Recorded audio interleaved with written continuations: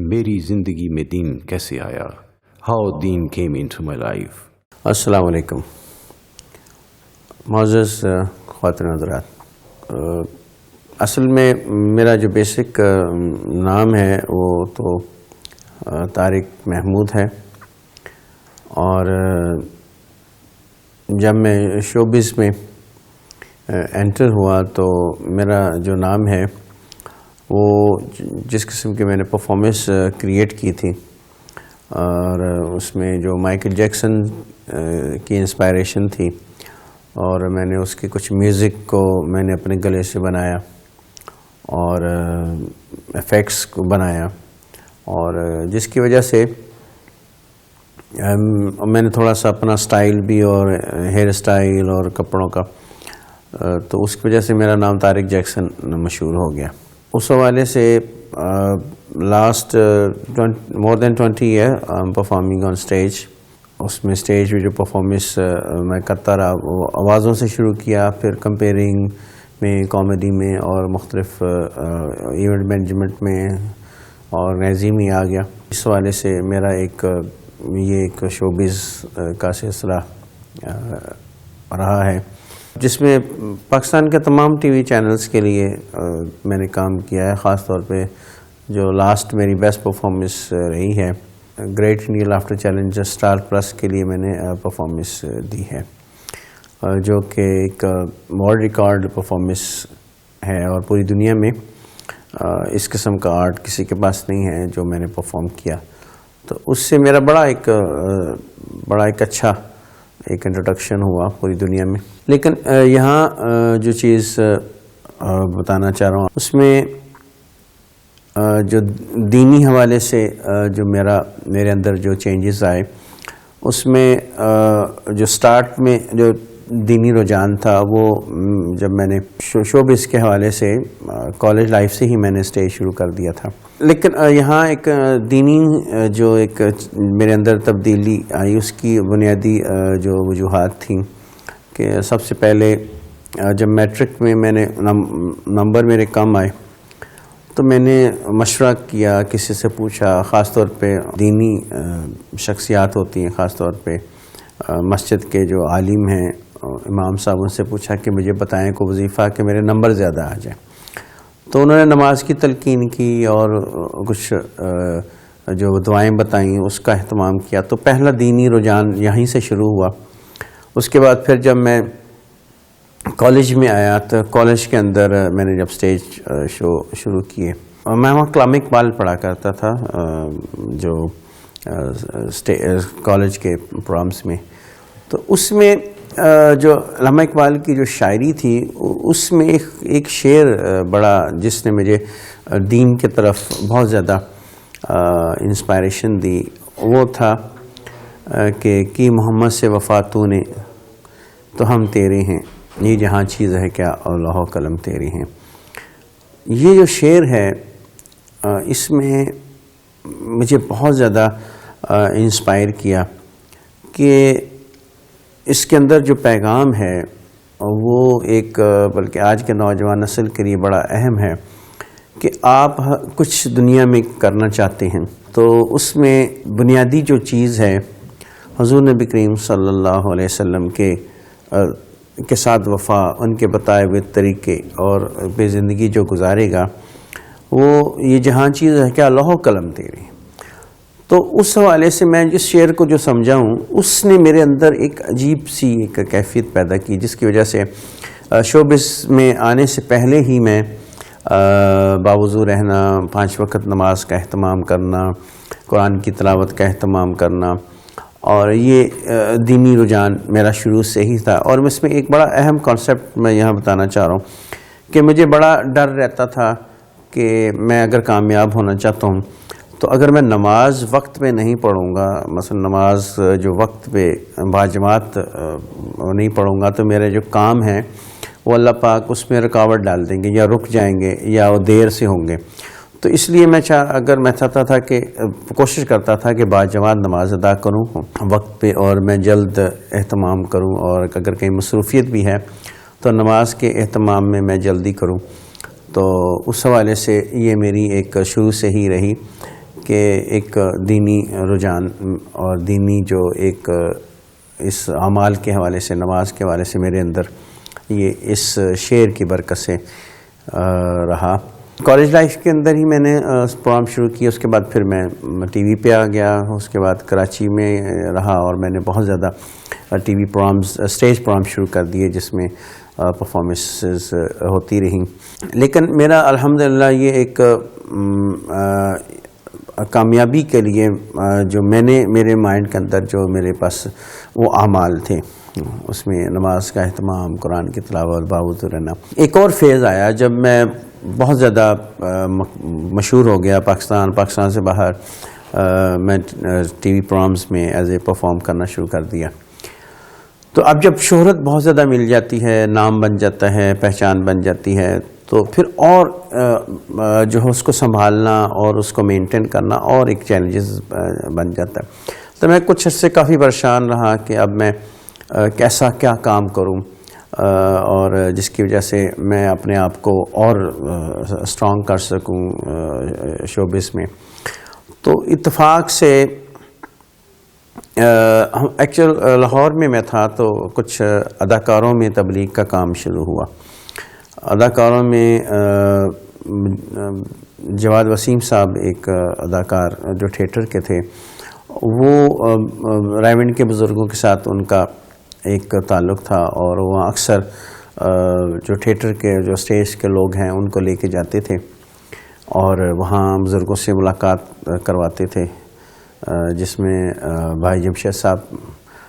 اللہ تعالیٰ جنت نصیب کرے، بہت پیاری شخصیت، ان کے پاس لے کے جاتے تھے. اور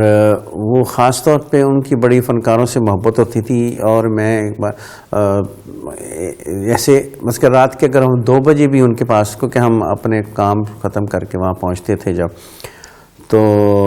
وہ ان کو پیرے والوں کو انہوں نے بتایا ہوا تھا کہ فنکار جب آئیں تو مجھے اٹھا دیا کریں، ان کو آپ بٹھا دیا کریں اور مجھے اٹھا دیا کریں. تو ہم رات کے 2 بجے تک بھی ہم پہنچتے تھے. تو میں نے اپنے آنکھوں سے دیکھا کہ بھائی جمشید صاحب کو جیسے ہی ایسے ان کو اٹھایا اور بتایا کہ فنکار آئے ہیں، تو وہ مرحبا کہہ کے اٹھ جایا کرتے تھے اور فوراً ہمارے لیے پانی کا، کھانے کا بندوبست کرنا اور ہمیں پاس بٹھانا اور ان سے حال پوچھنا. تو یہ ہماری ان بزرگوں سے انسپائریشن فنکاروں کے حوالے سے رہی، اور جس نے مجھے بہت زیادہ متاثر کیا کہ ان لوگوں کے ساتھ بیٹھا جائے اور ان سے سیکھا جائے، اور ان جیسے اخلاق اور انسانیت سے محبت مجھے بہت زیادہ متاثر ہوئی. بہت سارے اور بھی فنکار جو لاہور کے اسٹیج سے وابستہ تھے، اداکار، وہاں جایا کرتے تھے اور اس ماحول سے بڑی انسپائریشن ہوئی. اس کے بعد پھر میں نے ایک سروزہ بھی جو پہلا لگایا، وہ جواد وسیم صاحب نے لگایا، مجھے ہمیں رائیونڈ لے گئے تو میں سروزہ لگایا. تو سروزے نے مجھے بہت زیادہ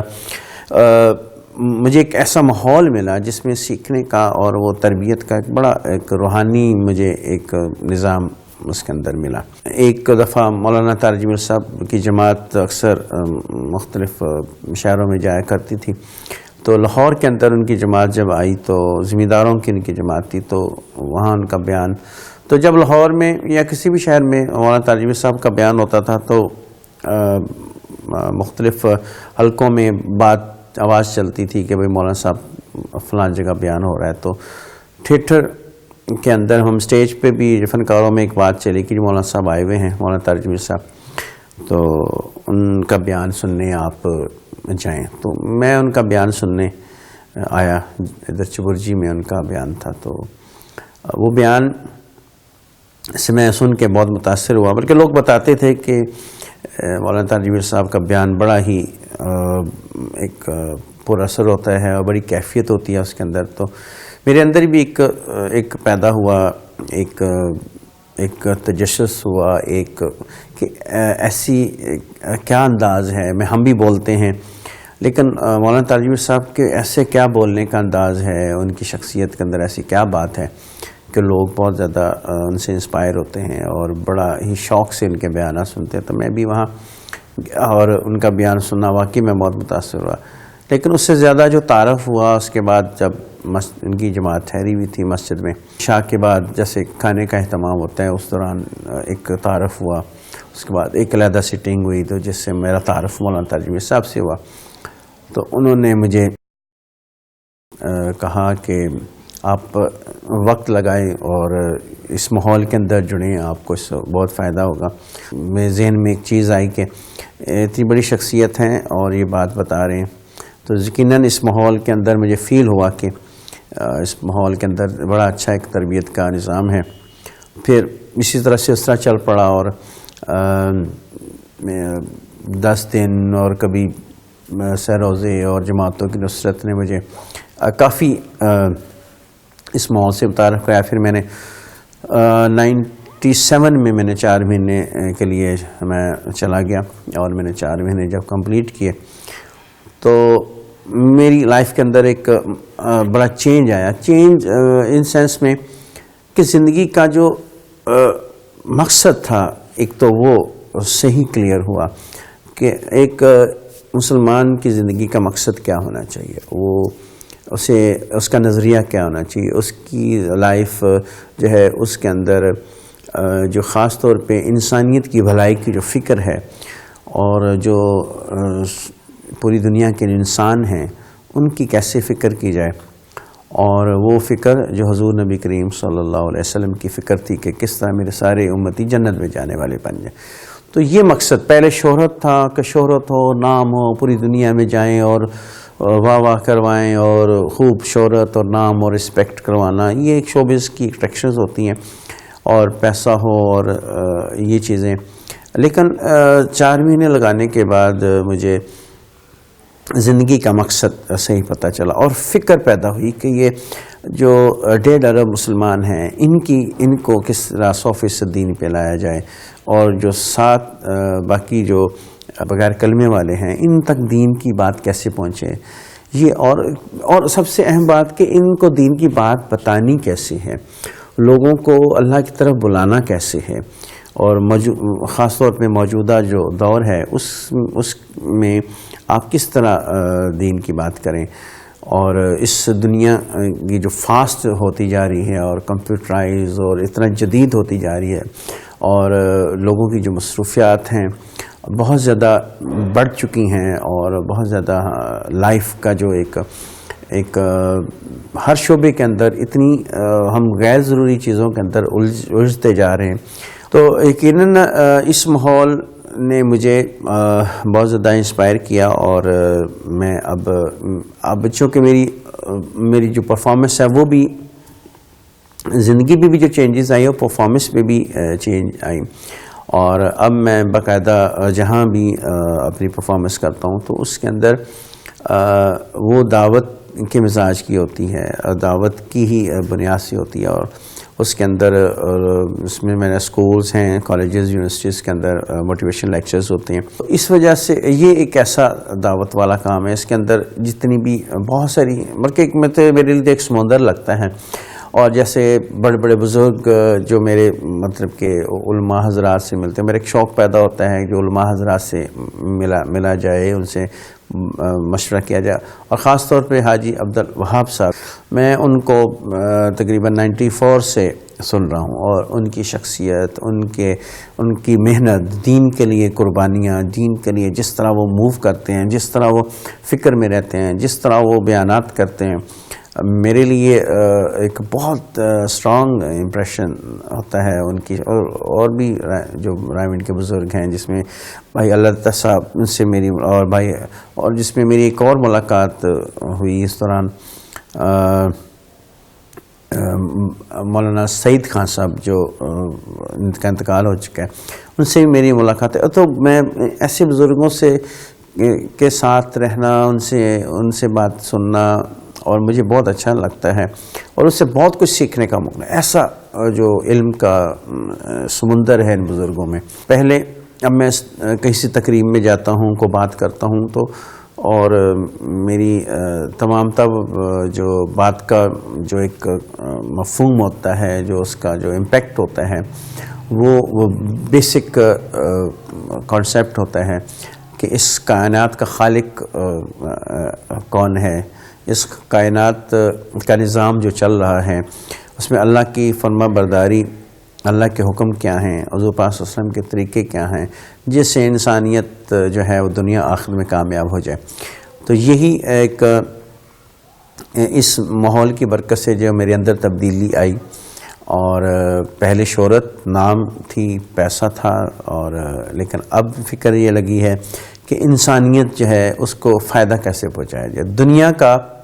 سب سے اعلیٰ کام جو ہے انسانیت کی بھلائی ہے، اور دنیا کی سب سے جو اعلیٰ بھلائی ہے وہ ہے انسانیت کو ایسے راستہ پہ لے آنے کی فکر کرنا یا کوشش کرنا جس پہ دنیا میں بھی کامیابی مل جائے اور آخرت میں بھی کامیابی مل جائے۔